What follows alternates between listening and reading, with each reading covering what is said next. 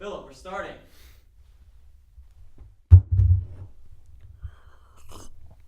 All right, roll it. Hi, I'm Philip Crouch III. Do you think you know anything about the 19th century? Anything at all? Well, you probably know more than me, but I'm going to give this a shot anyway.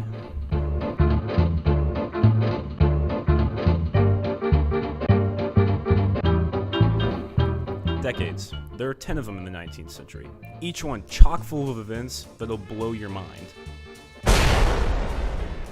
In a sense, so not really.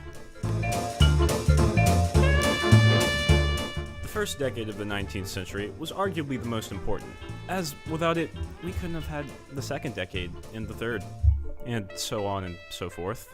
I'm rambling, I don't really know what I'm talking about here. Yes. Okay. Napoleon kicked off the century with his Civil Code of Law in 1800, which primarily focused on the institutes of the Roman Corpus Juris Civilis civil laws. Napoleon applied the code to his governed territories, and the code later served as a prototype for subsequent codes during the 19th century. Despite being such a civil guy, he's more famous for his reign of conquest across Europe. The Napoleonic Wars engaged France in a series of major conflicts with various coalitions of European nations. In the Battle of Austerlitz, Napoleon achieved what is considered to be one of his greatest victories, as his army defeated both the Austrians and the Russians. The victory resulted in the dissolution of the Holy Roman Empire and the creation of the Confederation of the Rhine. Beginning in 1806, however, Napoleon sought to wage large-scale economic warfare against Britain with the establishment of the so-called continental system of European port blockades against British trade. Napoleon defeated the Russians at Friedland in Prussia in 1807, forcing Alexander I to sign a peace settlement known as the Treaty of Tilsit. In 1809, the French defeated the Austrians at the Battle of Wagram, resulting in further gains for Napoleon. During these years, Napoleon re-established a French aristocracy and began handing out titles of nobility to his loyal friends and family. During this, his empire continued to expand across much of Western and Central Europe. What's the number one rule in history? Do not start a land war with Russia. Napoleon was arrogant, and he thought he could do it.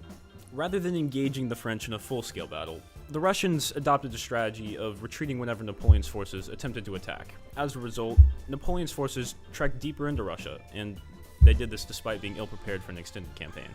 In September, both sides suffered heavy casualties in the Battle of Borodino.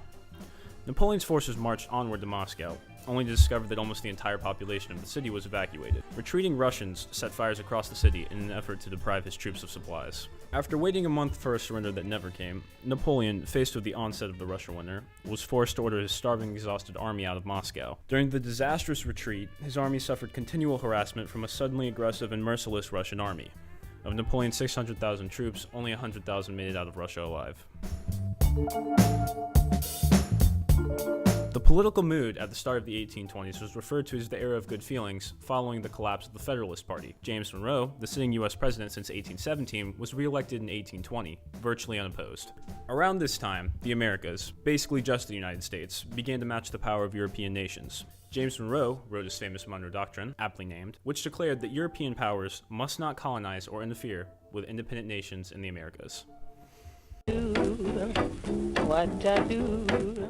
France continued its trend of sucking when its precious colony of Belgium claimed independence in 1831. Now, Belgium was technically under both French and German control, but we like to make fun of French people here. As far as technology goes, photography began to take off in this period. The invention of photography would revolutionize culture and communication in the West forever. For the first time, images of real life could be captured for posterity and sent around the world. Portraits of royalty and other celebrities, far more accurate than paintings, allowed members of the public to feel as though they were viewing these people in the flesh. The dead could be remembered, and the fleeting could be fixed. In 1839, the first selfie was taken by Robert Cornelius.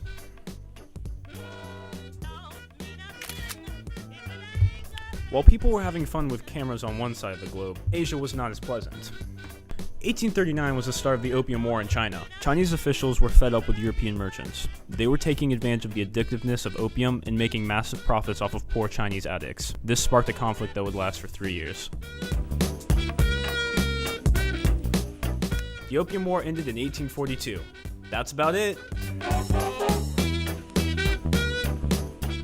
By the year 1857, the British had established complete political control of India. As Western education was introduced and missionaries eroded Hindu society, resentment among Indian people grew, and it was joined by unease among the old governing class when the British decided to formally abolish the Mughal Empire.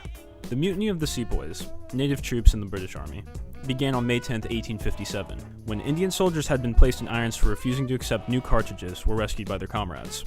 The grease cartridges had to be bitten off before use, and the manufacturers had supplied a fat of beef or pork, repulsive to both Hindus and Muslims.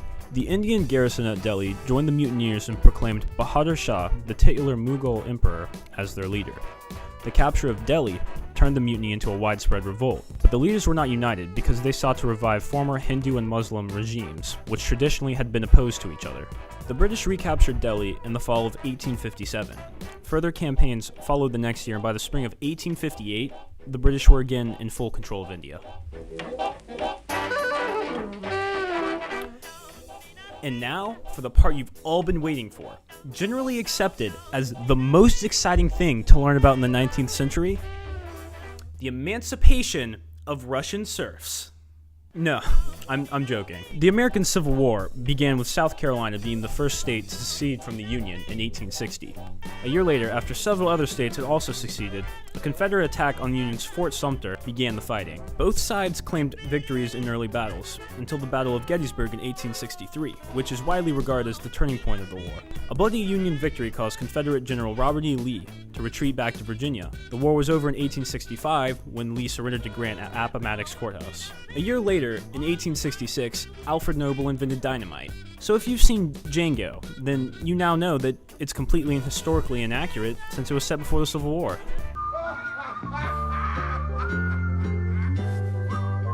Django! You uppity son of a...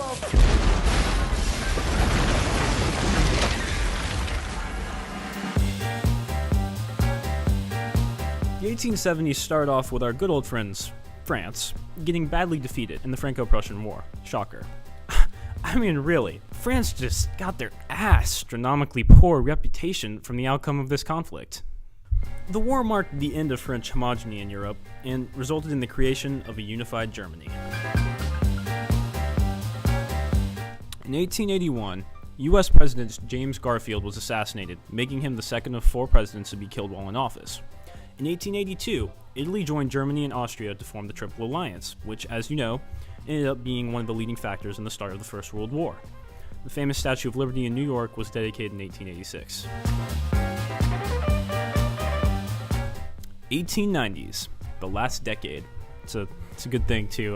I'm getting real tired of this. In 1894, the French and the Russians joined together to create the Franco-Russian Alliance. Now, I'm not sure if that would be considered a smart move by France or a stupid one by Russia. Anyway, 1896, Henry Ford built his first automobile, leading to the creation of an industry that would change the world of transportation forever. Later in 1898, the French were defeated by the British at the Fashoda Incident, which was a small yet violent conflict over control of territory in Africa.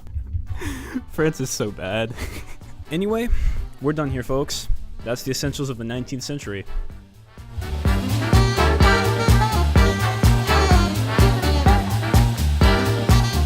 I really wish John Green were here. He's really good at these things. Hi, I'm John Green. This is Crash Course U.S. History. And